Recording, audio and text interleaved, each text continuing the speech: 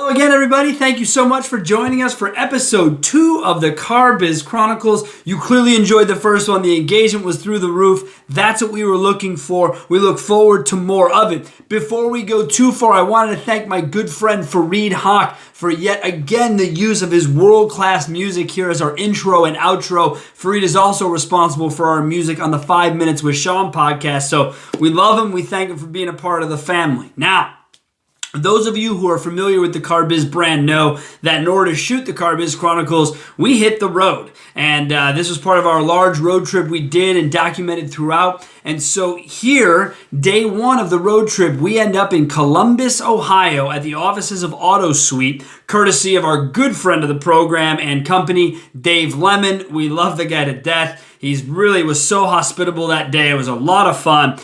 We're going to be joined by the dealer, Steve Funky of Funky's Automotive. I know, by far the coolest name for a dealership you've ever heard.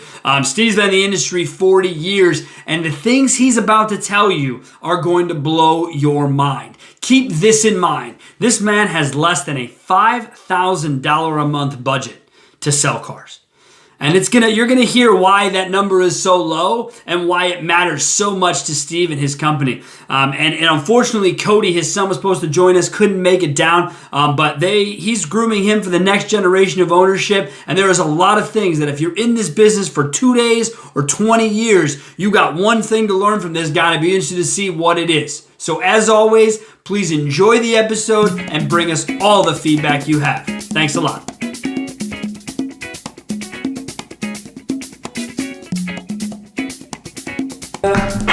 All right, welcome to yet another episode of the Car Biz Chronicles. As I said before, we are lucky to be at the AutoSweet offices in beautiful Columbus, Ohio.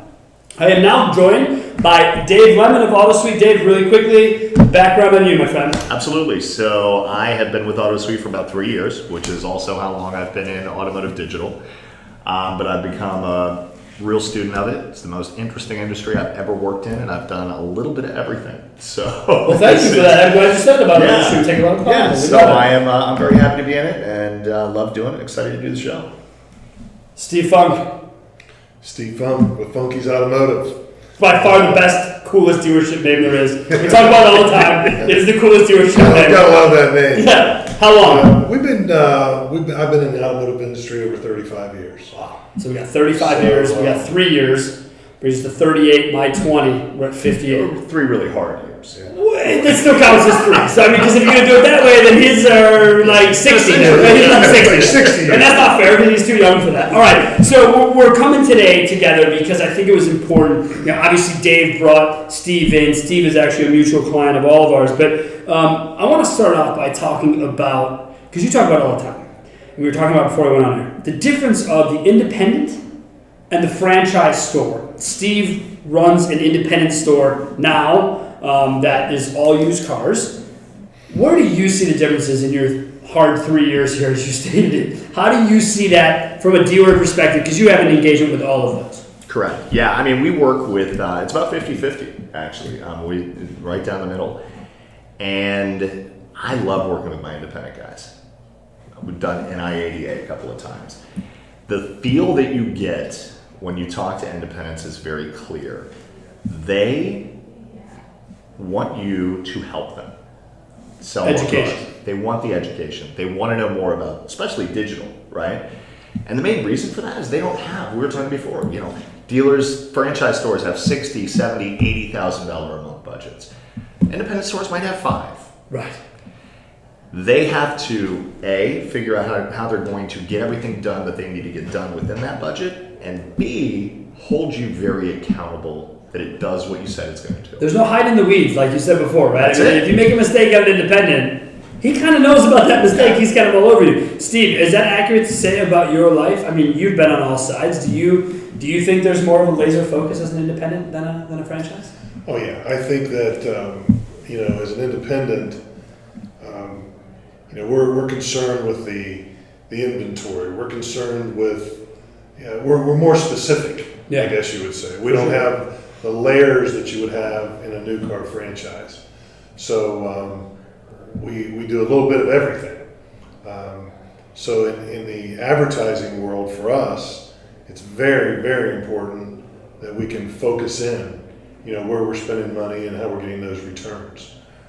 I think opposed to a new car store, you've got someone running that show and they've given a budget and that's it.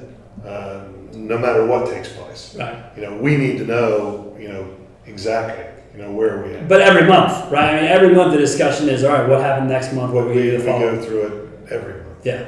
I don't even think it's monthly. I think that's another big difference. I think with I think that's a pretty good point. Franchise stores that are closing out the month, figuring out their budget for the next one. Independent stores are closing out their day. Right, trying to figure out the next day, right? I mean, again, just because of the focus, because of what you have. And you carry, right now, what are you carrying for inventory?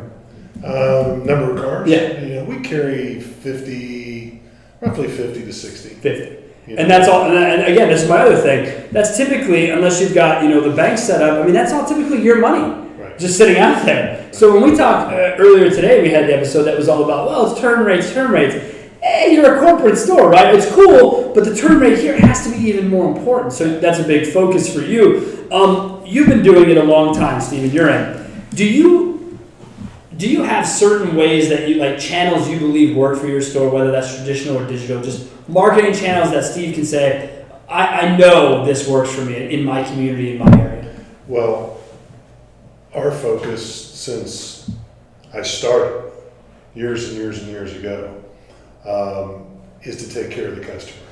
Mm-hmm. And when I say take care of the customer, from a marketing standpoint, what you're talking about is, we send out the thank you cards. Hard cards. In the mail. Okay, in the mail. Okay. Signed by you. We send out birthday cards. For the car or for the human? I've always wondered that question. See, I used to do for the car. I never did for the human. I always did for the car.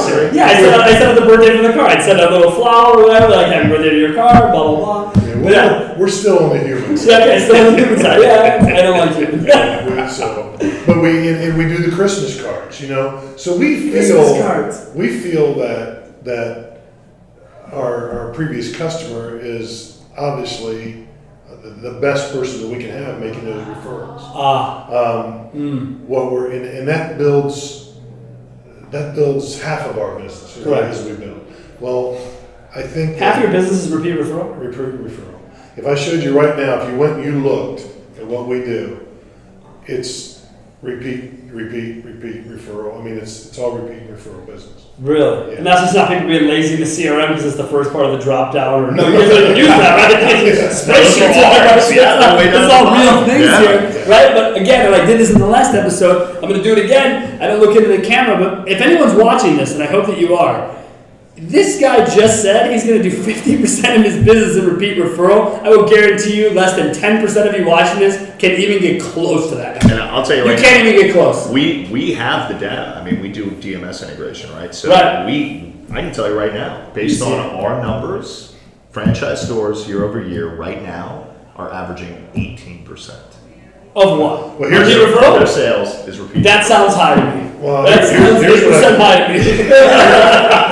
Here's what I can tell you. I sold a company a couple years ago. Okay, that we were doing about 100 a month retail. We ran about 70% repeat and referral at that time. On 100 units. On 100 units, correct. Because the marketing budget just doesn't have to be as big. Because then you're only trying to acquire the 30%. That's exactly what marketing budget gets spent besides whatever bulk cards cost you and everything else? That's it. As we see now, it's all, we used to do the magazines, etc. But it's all digital. The old AutoSweet mags for sure. Yeah. But now it's all digital. All digital. So I think the relationship that we have with AutoSweet, we've learned a lot from you guys. You've done a great job. We really appreciate what you're doing. The new relationship we have with you, Sean, we appreciate it. We're excited about it. Yeah. But we're excited too, so you know. Yeah. This is for us. Yeah. This is not another client for me. This is something like right now you are literally the newest and smallest by dollar figure budget that I'm going to use to prove a concept. Because I don't believe it has to be much bigger. I'm doing this. I told you that. I said, he said, well, maybe I gotta spend more money. Where? Well, I got a couple of ideas, but nothing major. Like maybe I could jump to $6,000, from the 3,700 you're at now. I'm running manual campaigns. Right, but that again, that's the whole paid search discussion, right? About if it's done right and with care, it can make a difference. It makes, yeah. But that's if we have things set up. But right? but it's a couple $100, and that's just it. It's like, and those are things that we're doing with you. We're not doing with a single other dealership, right? Correct. I mean, you are the one where you're in town, you're somebody we know, and that gives us a chance to do it. But I do think a big difference in the two types of advertising that is so unique to independents is, and I'm not going to say in-market shoppers because I don't believe in that phrase, but I think I saw a post on LinkedIn about that recently. Was that the Leprechaun? It was the Okay, all right, yeah. But the franchise stores, a ton of the budget that they spend is just brand. I want everybody in town to know my name.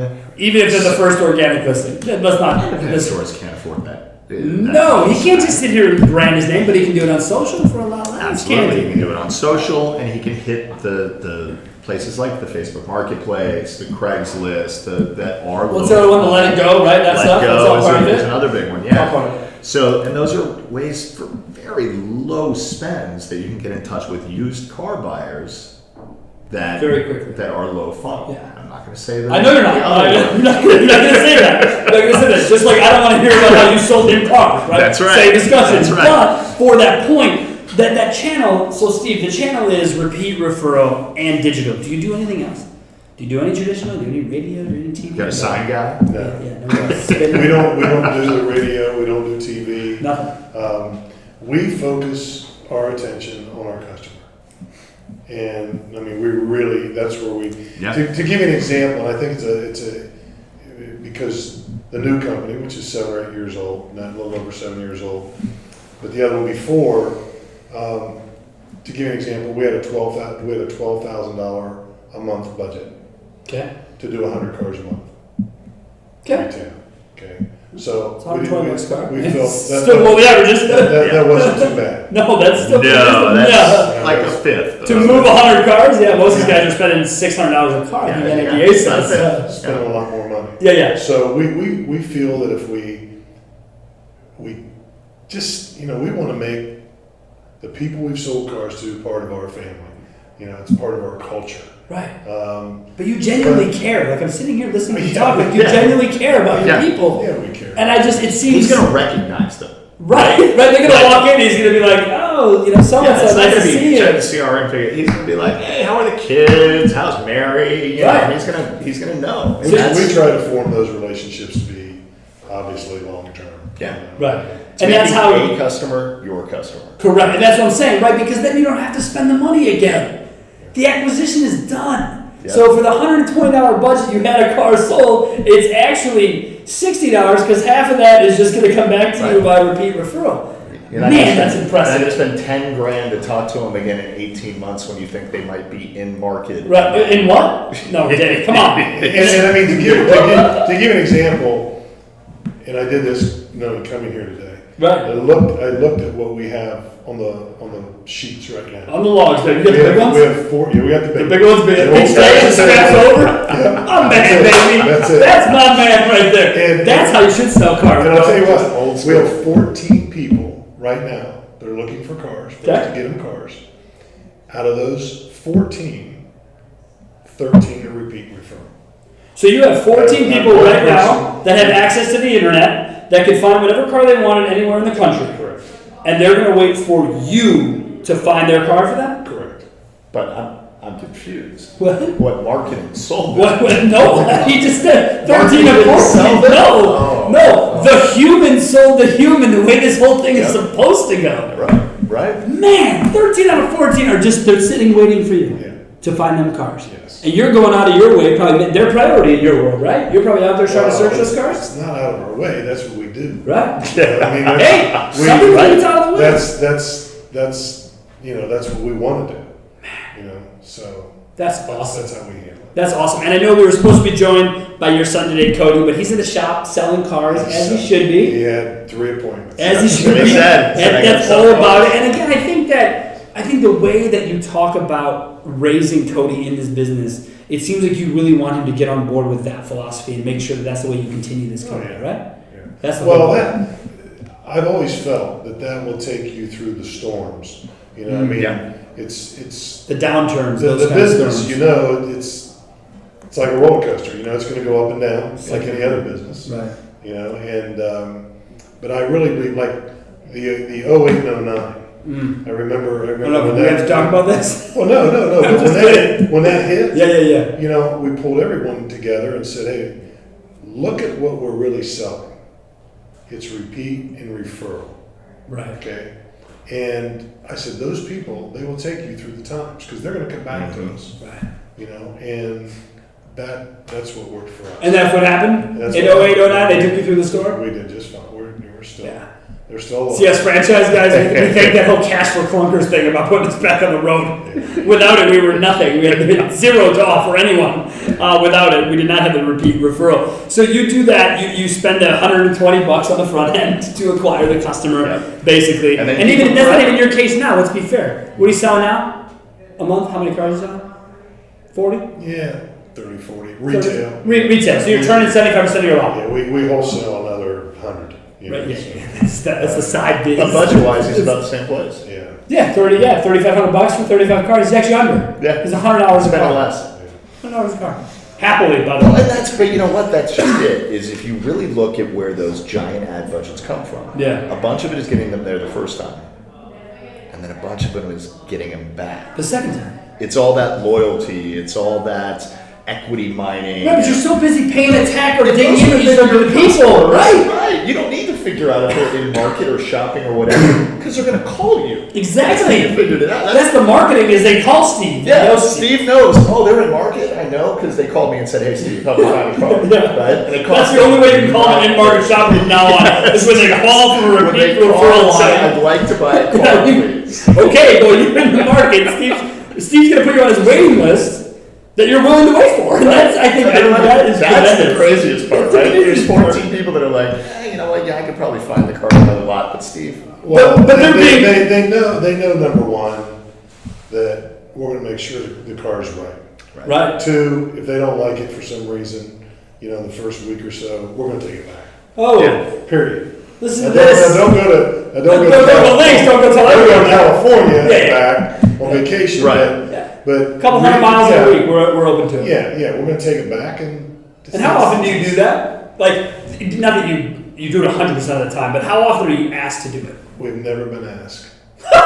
Not one time. This dude offers a service as a value-added company that no one has ever taken advantage of. We've never been asked to take They're one. driving But away we the car they will. want. But you will. Yeah. But you've never been asked because you set the car up Well, right. let me rephrase that. Okay. Earlier this year, Okay. we did have a client, over by West Virginia. Okay. All right. And they did not like this Toyota Okay. Corolla that we sold them Okay. for different reasons. Fine. We said no problem. We had delivered the car to them. We went back. We picked the car up. They called and said, "We can't believe this. We still want to buy from you." So we found them another Corolla, a different color that they liked, and we took the car, took that to them, and sold it to them. It's crazy. Tom. Really, I can't believe this, right? Because we were just talking about this other company, right? That's come Right. into the place that's going to do all this for people and deliver cars. And here's Steve, We deliver cars all the time. and have been for years, Yeah. We've done it for. People are ordering cars from Steve. waiting on his He's waiting delivering list. them. Waiting on his waiting He's list. exchanging them. Exchanging them. And then they're like, "Well, that was so awesome. I'm going to buy another car from you." The return customer who returned his car, the only one he's had, bought a car from him anyways. Well, I'm going to tell you right now, that customer that he just described, Oh, customer for life. that customer's buying every car. Forever. They're fine. Even if you don't want to deal with them, I'm not sure what the customer Yeah, I mean, that's. But that's what it is. But yeah, I mean. So they're here never you gonna- are again. I'm so taken back by the whole repeat referral, the return policy, all these things you're doing for people. And here's the funny part: the 13 people you have on your waiting list, they're looking around for cars. They're not just going to sit on their hands. Sure. To your point, those 13 people are being categorized as in market and are somewhere there's a franchise dealer near his store that is paying for those eyeballs. Spending $2,000 to find out. Those 13 people who are waiting in line with like this, like, "No, sorry, we only talked to Steve. We're Yeah. sorry." Yeah. That's badass, man. I love it. So, all right, we've talked about the marketing, but one of the things I think that isn't always addressed in your world is, and we've been talking about it, is CRMs. The idea of keeping all of your data in one place. You're getting ready to go into that world. What is your hope when you get a CRM? Like, why are you buying them? Why are you getting into it? Really, the reason for a CRM for us is more so we can keep those notes on what the customer wants. If there's any changes, maybe day 2, 3, 4, as we're talking to them, because it isn't like we just get, hey, we want to buy a car, Steve, and okay, well, we'll call you when we find the car. That's it. No. We stay in touch. No one sits in line without being updated, dude. Right. You know what I mean? We update them all the time, so we want to keep notes of that. And spreadsheets. we just think that we can do that a little better than doing it in Excel or notepads, or just sticky notes. 3x5 cards. Nice. Yeah, I mean, look, I said the Rolodex had to go through every Monday morning, to figure out his dashboards. Yeah, or more dashboards he's never going to use to do anything with, which is phenomenal. So you're getting a CRM. You want it to be a situation where you can keep track of your notes. This is going to maybe sound weird. Not that you don't care, but are you looking forward to being able to see where all your marketing channels align with leads and totals and numbers of sales, or is that something you just say? No, that's another big reason. Okay, for the CRM. Yeah. We want to see where everyone's coming from. I think just talking to you, all right. Here a couple months ago. Yeah. We found out some places we were spending some money on social media was just a total waste. Yeah. Actually, David, it was with you. Yeah. Okay. You were the first one to see that. Yeah. And we're dropping $750 in one area of social media that we were getting. You were boosting posts. Getting 2 leads or something. $750, right? Full well that's $550 more than it's got to be for a guy his size, right? Yeah. Just because if you do it right, try to find the buyer. I don't care what market And they're that's in. even just brand. It wasn't even advertising. That was your social. It was just social pushes. They weren't even carousel ads. They were nothing. And that's funny because typically what happens now just with more Dave, content stuff. right? And when I'm fortunate, when Dave sees an issue like that, then that's kind of his first initial thing to do is call me and say, I called you from that meeting. Right. Well, we were all like, that was like one of the coolest calls I get. Yeah. Someone's like, Sean, you got to talk to this guy. All right. And I mean, we're car guys. I can talk to anybody. But that part of it is, to me, I think that the shining light where it's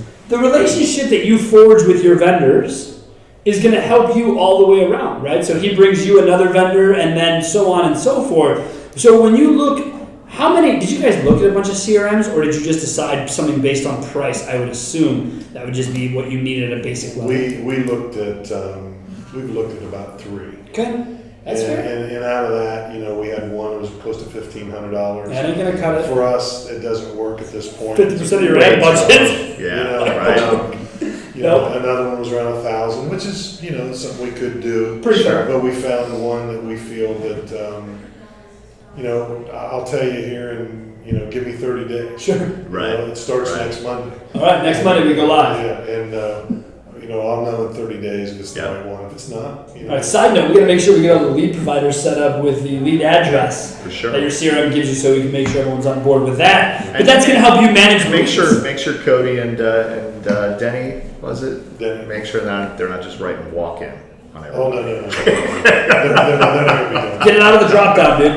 These guys can remove it. Had to remove no the such drop thing as down. a walk-in. I used to have my sales guys when we were in Colorado. A guy would drive down from Avalon, Colorado, 2 hours out of the mountains. Guy go, yeah, he's driving by. Yeah. Bull, you know what? Or he just happened to be in our town, 2.5 hours from the mountains. Right. And just decided to car show. No way. No freaking Take way. it out of the menu. So you're doing that to deal with the leads, to understand more, keep your notes, keep people in communication. So what is that kind of the end result for you? Do you think that will help the business run even more efficiently to have all of that in one We believe so. We do a monthly newsletter to keep, build that culture, right, so to speak, with our clients. Monthly newsletter.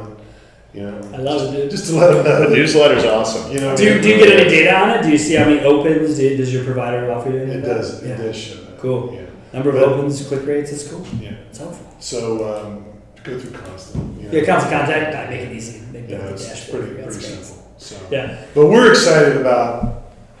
really excited. To be working with you guys. Well, please. I'm serious when I say that. Our excitement's on this side, man. Well, it's exciting for us, in the digital part. If we can really step that up, we think that you get us the the doors to open, Sure. we'll get them there. Yeah, see, but I'm about to tell And you. then I think we will keep them. I'm about to tell you that you give me the value add, like, I don't know, deliver your car, return your car, stand by my price. Be honest, guys like us, if you got a call to action, That's easy. it. Yeah. Easy money. But I will say We do too, the all this CRM and that kind of monitoring, well, when we sat down, one of the things we recognized pretty quickly was there were some leads coming in through text to chat. Right. Which was a little bit outside the normal lead management that they were used to, and a lot of them were falling through the cracks and not getting managed. And that kind of CRM. We've come across that multiple times. Though. We had that other problem down in North Carolina, right? It was like, you guys send me 80 leads, I don't see but 6 of them. It's like, yeah, well, what's broken on your end? Because That it's is probably not out west too. Yeah, right. Yes. I think for yes. Yes, you did. Yes, you do. I think what it is for us, they were opening and these leads that we get in, they hit them once, or make contact once, and then it sort of fell through the cracks. Sounds like today's sales. So I think with a CRM, we can set up those notifications in there, and we can stay on that on a regular basis. You can follow the process. You can be more consistent. Yeah, you can manage the process from your seat and say, guys, I got an alert. We got 4 days without emailing or calling this customer. What is going on here? It allows you to manage better. And you guys can see that. And I got to tell you, in this day and age, as we roll out things like Facebook Marketplace and things like Let Go, that are super chat driven, those are time sensitive, man. I mean, we get calls. We're getting 20 calls a week now that we're an approved marketplace vendor. And we're getting people that just are on Facebook and see our name and are like, hey, get me on Marketplace, hey, get me on Marketplace. And for the 6 months before, it was everybody calling, saying the same thing. We just had to say no then. Right. I remember when you told me that, and I was like, I'm confused. I don't know. This guy does everything else. Why can't he do this? It was hard. But it was all particular, niche was, list. But I got to tell you that these are coming through Facebook Messenger. Okay. And especially for an independent where you might not have a team of 10, right? You don't have a BDC room filled with people. You got to have people that are ready to answer those, and you have to be able to hold them accountable. Right. And the CRMs and the dashboards and those tracking pieces are what make sure that your leads aren't just sitting there going to the next dealership. Most dealerships have more leads than they need. It's typically never, ever, ever a lead issue. It's always a selling problem. Yeah. It just is. It's the guy that we were talking about before that we came on the air about the $80,000 a month budget. He has a selling problem. He knows it. He admits to it. But the biggest thing he'd say is, but if I make my net any smaller than 80,000, then I just won't be able to drag the bottom as efficiently. Which I'm a harpoon fisherman, right? I prefer to find it, hit it, and be very singular about my focus. This idea of just dragging the net, hoping to get all the garbage that lays at the bottom, seems more like a headache than anything else. You said something though before we came on that you feel like, based on the data you have, that your leads are down. But what did you say about the leads themselves? You're getting fewer, but we're getting fewer, but the quality of the lead coming in is a lot better. Interesting. And you made some cuts. Yeah. Small ones here or there. I still think there's maybe, depending on how it hashes out for you, there's probably one more change or two. But other than that, once it sets itself, it'll never be forgotten in our world, set it and forget it, but it'll be something that you can just keep doing your job and know that half is taken care of. And you can be a comfort with that. I think I know the answer to this question, but I'm going to ask you anyways. How will you, or do you currently measure the success of your marketing at your dealership? How do you do that? You take by what I spent and how many cars we sold, divide it up, and it tells me this is what it cost me per lead. Right. Do you track? Okay, but hold on. That's fair. No. Yeah, that's per sale though. That's per sale. Right. All right. Exactly. Do you know how many floor ups come in? Yes. So couldn't you then hypothetically take the marketing dollar amount and divide it by the ups? Well, you could. And that would be fair to the marketing company because Dave doesn't sell cars. AutoSweet didn't sell you a car. I like to know how many I sold. I know you do. I get it. I mean, for instance, I think last month we had 286 or leads? Yeah, it was over 275. Over 275 leads last month. Do you know how many of those you sold? Yeah, they probably sold 22 to 25 of those. 10%. 10%. Take it. Yeah, but I don't take it. Say it. Right? That's not acceptable, right? That's not acceptable in my book. There it is, because this is what happened in our business, right? And Dave, 3 years, no offense, but you just got here. But the idea of the 0.01s of the world in the display world, like, oh, the click-through rate is 0.01. A guy like this does not care about a 0.10 of anything. He's more concerned about the biggest of pictures, and that's the number that he likes to go back to. I love the idea of the selling cars. I just always wonder that if you knew the number of people that came through your dealership, which we do, that would probably be the best way for someone like me to say, well, the marketing's been effective, because you and I've talked about it. You have salespeople that maybe aren't as effective all the time as they could be. Yeah. That's not a direct effect of what the marketer does. That's an internal, right? I can't blame, and I've said this to Dave, I can't blame them, okay, for the results we have. All I need to do, I just need you to produce X. Gotcha. Okay, it's up to us at that Give you the I said it earlier today. You just need to bring them to the door. Yeah. Okay, from that point forward, it's up to us, to convert that to a sale and to make them a lifelong family member. Well, when you start getting those CRM numbers, I'd like to see them. I'll start doing my own math on the people through the door divided by budget. Every person that walks, because that's a showroom number. It goes into the big book. Right, I love the big book. You have one for each month, right? Yeah. Yeah. Ours runs. Does it run consistently? And do you page behind or do you tear off? No. But you page behind, so tomorrow you can just come in and fire back and go unsold. Yeah. Where are we at? We page behind. Damn, it's my favorite part of the day. You like that? It is why I miss retail. Because in retail, that was the life. You'd come in, you'd say hello to everyone in the dealership, blah, blah, blah. And then you go look at yesterday's log. And you'd go through, and of course, solds were highlighted and blowouts were red or whatever the case was. So, okay, fine. But I knew everything. What I didn't have to do was log into a computer, click the login, go in here, click on each customer. It was all there. All these dashboards, all these dashboards, and all you actually need is a gigantic piece of paper that has everything on it. Are you still going to use it? Absolutely. Yeah. To double check and fact check. At this point, unless I can be shown a different way. No. It works. No, don't be shown a different way. Yeah. Use it in Use conjunction with your CRM, and I think that will be, because we're talking about measuring and maintaining, right? That's how Steve's going to measure the success, and then he wants to be able to maintain plus some, right? Sure. You don't ever want to maintain. But how do you set yearly sales goals for the store? Or do you just base it off last year? Do you look for a certain percentage? Like in your world? No, we set a goal. We set goals. You set goals. We set a daily goal, which turns into a weekly goal, which etc. Both retail and wholesale. Yeah. Retail and wholesale. And number of units. You and I talked the other day, and I mean, you said what, 50? Yeah. Divided by 25 days. Got to sell 50 a day. cars a month. Got to You sell 50 cars a got month. retail 2 a day. You got wholesale 5 a day. That's what we like to get to. Retail 2, wholesale 5. And then the wholesale side, that's just all, you've been doing that forever, right? That's the big For a while. big part of what you do. So when we look at the bigger picture of digital marketing in dealerships today, do you, from where you sit, do you get bombarded by a lot of vendors? Like, are you constantly being bothered by the next, or is it really Dave's point where these vendors just pay no attention to you because of the size of your store? No, we hear from a lot of people. Probably not. I don't know out there what the other groups are being hit with. I don't know. I bombarded the hell out of Steve. So when I first started, Steve, the branding you had at the time was ETC. I don't even know that you know this, right? So it was ETC. This is back to the Dave memory thing we're about to see. So when I started working 3 years ago, the way that I started, one of our primary tools is a Craigslist tool. right? So how would I go about finding my leads? I'd hop on Craigslist. That See Craigslist post sucks. I'm going to call this guy, tell him why it sucks. He's going to sign up for my tool. Steve was using Car GG.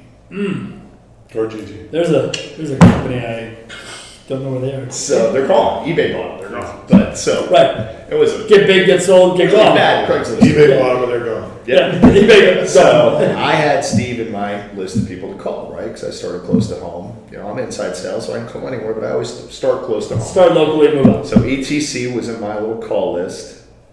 I got to tell you, if I pull up Salesforce right now, probably 80 calls over the first year I worked, trying to get Steve on the phone. Try to get him on the phone. To get him off Car GG. Not that he'd blown you off or anything. You just couldn't get the guy on the phone. But I knew that if I did talk to him, I could get him off Car GG and onto a better platform. And I'm just like that. So I just kept going, kept going. Like that, so I bombarded the hell out of him because I knew I could help him. That's what makes you an inside sales pro.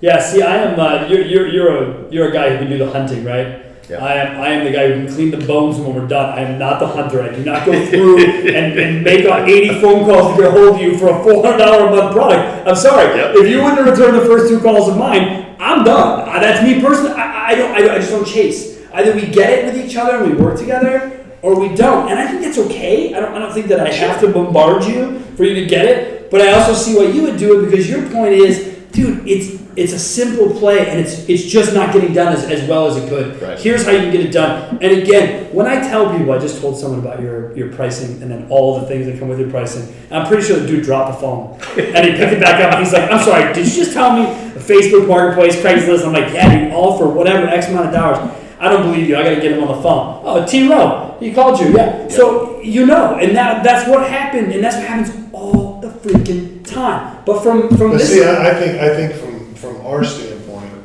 at least my standpoint, Yeah. okay, is we get so many calls, Yeah.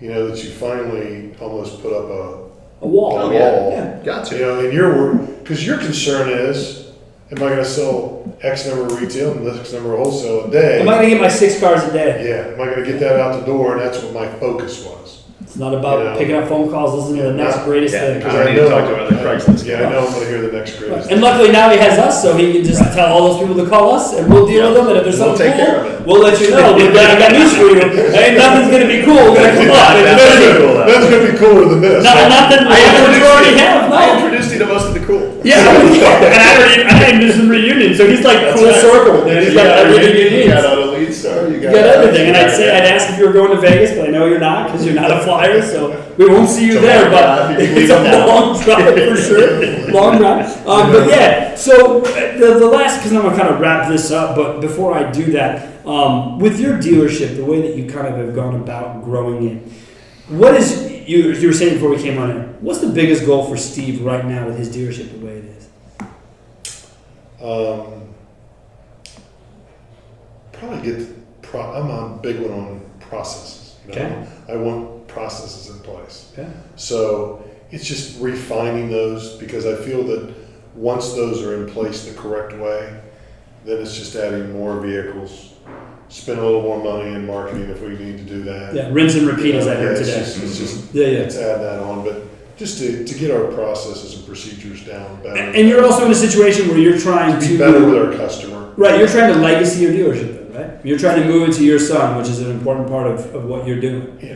And is you making sure those processes are tight? That's kind of the number one focus, right? Because if you can get those down, Yeah. the rest of it can You kind get of those down, the rest Yeah, of it's it's pretty repeatable. easy. We're real big right now about reviews. Okay. Pushing them. We, All reviews, just Google. You don't care. You'll take them for anyone. we Google, Facebook, Better Business Bureau. You do Dealer Rater, Gurus, all of those. Yeah, just don't pay them for that stuff. That's my point. Don't pay people to put your reviews on their websites. No. Yeah. What we're doing is we just want the customer we want the feedback from the customer. Yeah. I mean, we need to know. If we know what the customer's thinking, it makes our job a lot easier. Because you don't seem like Even if it's someone. bad. But that's not. Thank you. Yeah. You don't seem like someone who's going to hide behind a negative review, like, "Oh boy, Sean was unhappy, so let's not talk to him." No. You're probably going to get involved. No. Matter of fact, I would tell everyone to go see our Facebook page, Right. okay, and see Is that Funky's the Automotive? Funky's Automotive, Facebook. and to see the 2 negative reviews that we have, and to see how that was taken care of. How long has the page been live? Funky's Automotive. Yeah, your Facebook page. Over a year. Oh yeah, Over a year. Yeah. You have 2 negative reviews. yeah. Both were obviously two. effort. That's what I'm saying. Ever. In the last year. That's in the 2. last 7 years. Okay. Yeah. 2 Okay, 2. negative reviews. And both of those, well, I should say both. 1 out of 2 are one of the best customers we still have in there. Again. Still- Like you knew the ending, right? I didn't want to spoil it. I'm like, here we go. Yeah, he's the 13th guy on that list. And I probably said, you cannot believe the time, because we wanted to know. I mean, a negative review, believe it or not, it's not a positive. I won't say it's positive, but it is an opportunity. There it is. Absolutely. Okay, to find out what do we need to do better. Dig into your dealership, give you intel you couldn't have seen otherwise. Because sometimes you don't see it, from the inside looking in. All right, so I used to do it all the time. I used to have sales guys that would sit there. I had one sales guy who would literally didn't even know he would do this in the middle of talking to a customer. yeah. So I recorded it one day. I said, "Come in my office, check this out." I played the video. I said, "Look at that." And then you find And he was I paged him to my office and said, "Bring his dealer plate." That's kind of like rule number one. Like, yeah, come to my office and bring your plate and make sure your desk is clean, bro. But no, he had seen it. His face turned white. He said, "Dude, I can't believe I do that." it's just this. And I said, "Are you screwing with me right now? Because that seems pretty obvious. You put your leg up." Like, he's like, "Sean, I just was comfortable. These are good customers or good people." I'm like, "Okay, then just lean in or shake someone's hand or high five. Get your foot off the desk. You're looking a jerk." But I wouldn't have known that unless I was in the dealership looking around, making sure I paid attention. But you're doing that with your customers. And that's what's impressive. I don't think enough people do it. Do you know how many Google reviews you have, Steve? Just top of your mind. Because I bet you're like a 4.8. No, what is our rating? Yeah. I think our rating is, On Google? I think it's a 4.9. Uh-oh. I'd say it's a 4.9. 4.9? I'm going to go with 4.8. Because of the two. Can you get Google on that Because thing, of though? the two. Can you? I didn't know if you. Oh, you can? Okay, I didn't know. It's an Apple phone, so I didn't know. It's an iPhone, so I I don't know if it didn't really know how works. to know how those work. I don't really know if it works or not. That's, but it looks pretty. It does. Well, we're about to see how quick And the process we're is. getting ready. As a matter of fact, we have a email going out Okay. to, we're sending that out to about 800 clients. Okay. Previous. All previous clients. 5.0. Okay. On Google? 24. All right, well, we should probably get someone to say a 4.9 about you. It almost looks fake. 24 reviews, too. 24 reviews, the guys, he's And a perfect 5 off. And that's. Half of those are Steve. No, none of those. Just kidding. Facebook 4.9, Gurus 4.8, Cars 5 out of 5. Yeah. So That's impressive. That's crazy. And he does all the repeat I didn't know that until this I'm sitting here wondering how long I can actually stay employed with Steve. Right? Because he's got it all down. But what we're doing, Yes. which I think is important, is we're getting ready to send out an email to about 800 previous clients. Yeah. And we're asking every one of them to do a review so we can get better at what we do. And out of that, We're basically doing a net promoter score. That's some old we school want to business know. stuff. We want to know if there's problems out there. It's the only way we get better is to solve problems. Right. So we need to know that. I think that's a bigger part of it. There's like 4 out of the top 5 dealership groups in the country are calling Steve right now to hire him. There should be. He's going to be taking on consulting work, folks. We'll worry about his billables later. That's You come legit. to us. Like, they We'll just take heard care those of it for you. scores and they're like, As soon as we get his son to where he needs to be, we're going to put him in a full-time consulting role, and we're going to move forward with that. That's great. All right, well, let's wrap this up. I like to wrap it up by giving a takeaway, so I'll start. I think one of the things that the audience that I believe needs to hear is focus on your customer. Is just be a part of it, engage them, and don't hide from them. That is my takeaway for today that I really hope people get. Dave, takeaway for you. I think my takeaway is, and I'm going to direct this to vendors because there's a lot of them that I partner with. There's a lot of them that I integrate with on LinkedIn and at the shows and things like that. And the message is, if you are scared of the accountability that comes with dealing with independents, take a much closer look at your business. Agreed. Because you should provide that same accountability to everyone. You should, and not only that, to piggyback on that, is not only the accountability, but remember the pricing structure. Remember what we're sitting here talking about budgetarily, and don't come to this guy with some co-opable bullshit number that he can't actually get. It's not even real, right? Be reasonable. Have an independent price, have a franchise price. I think it's more than fair. We do it. I know you're a part of that, so there's a lot to it. Steve, as the dealer in the room, what do you think dealers from today's discussion, what do you think they need to hear of all the things we talked You think I about? like to hear this? Why not? Why not? What I think they need to hear, or what I think they need to do, is be more open-minded. Trust.